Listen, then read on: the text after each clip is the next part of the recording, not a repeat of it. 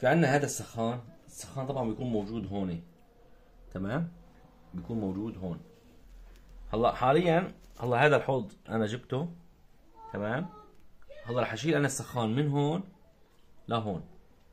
كيف رح نفك السخان؟ رح اعلمكم كيف نفك السخان. في عندنا نقطة بنفك السخان اللي هي هذا هو حساس الحرارة. هذا حساس الحرارة، هذا مهمته يتحسس بالحرارة. يعني احيانا السخان بيقولوا لي الاشخاص نحن عم نحطها على 20 او عم نحطها على 30 عم بتوصل لل 90. احيانا السخان عم بيشتغل لوحده، احيانا ما عم بيشتغل ابدا، بسبب يكون هي القطعة. طبعا كيف بدنا نجزم نحن بين القطعة اذا كانت عاطلة هي ولا السخان؟ السخان هذا من هون بيجي حامي وبارد، فاز ونتر، تمام. بس طبعا قبل ما الفاز يجي لهون بيجي لهون بعدين بيجي لهون. فهذا اذا كان عاطل بيعطي فصل، ما بيعطي الفاز لهون، فبنقطع عنه الفاز فبيضل بس موجود نتر، فما بيعود بيشتغل السخان.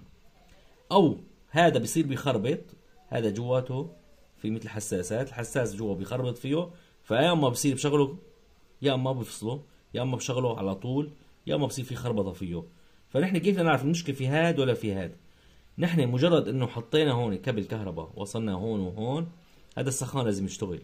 اذا عملنا هيك لمسنا اشتغل صار في حراره، معناتها شو السخان شغال، معناتها نحن مشكلتنا في هي القطعه.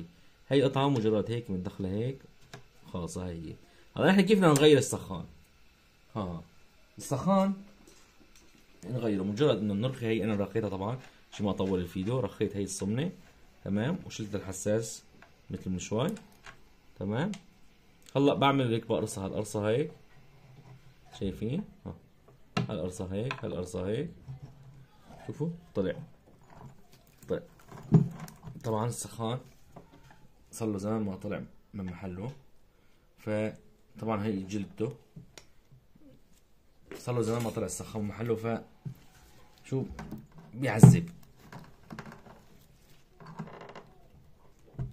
كتير كمان مو شوي. فلذلك نحن مثل ما يكون شايفين. هلا على فكرة هذا السخان نسبة التكلس فيه كتير عادية وفوق تحت العادية. على فكرة هذا الحوض انا مثل ما يكون شايفين، شوفوا التكلس، شايفين التكلس؟ هذا السخان انا لسه منظفه بالمواد، لو ماني منظفه في المواد ما كان طلع معي هيك بسهولة. شوفوا نسبة التكلس فيه كتير قليلة. بالعادة التكلس بيكون بسماكة هيك، يعني هذا بيكون كله مسكر من التكلس. طبعا الحوض السخان ما بيطلع اذا كان في تكلس كتير. فالغسالة بنصحكم على طول مثل ما شرحت لكم من شوي، على طول لازم تغسلوه في المواد الخاصة. هلا جينا على التركيب، رجعناها هيك لجوا، رجعناها هيك محلها، تمام، رجعنا محلها. هلا بندخله بس تدخل هيك محله.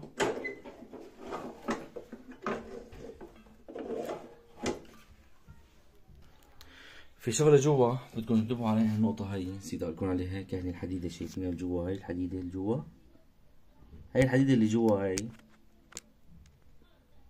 شايفين الحديدة جوا؟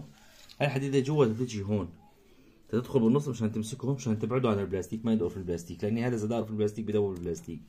فلذلك هي الحديدة مشان تحاول تبعده عن سطح البلاستيك اللي هون، عرفتوا؟ فبدكم تحاولوا تدخلوه، لما عم بتدخلوه بدكم تنتبهوا بحيث تجي الحديدة هون تماما بالنص. على فكرة هلا مجرد انا رح ادخله شغلة استحساس، شغلة استحساس مو اكتر، تمام. بعد ما ادخله بتأكد انه دخل، تمام. وبعدين بحط السمنة ورصها، مجرد انه احطها ورص السمنة برجع بركب الحساس، تمام ان شاء الله. هيك مجرد ادخله هيك عادي بيكون هيك مشي الحال ان شاء الله. هي بالنسبة الى شو بالنسبة لطريقة تغيير السخان ان شاء الله.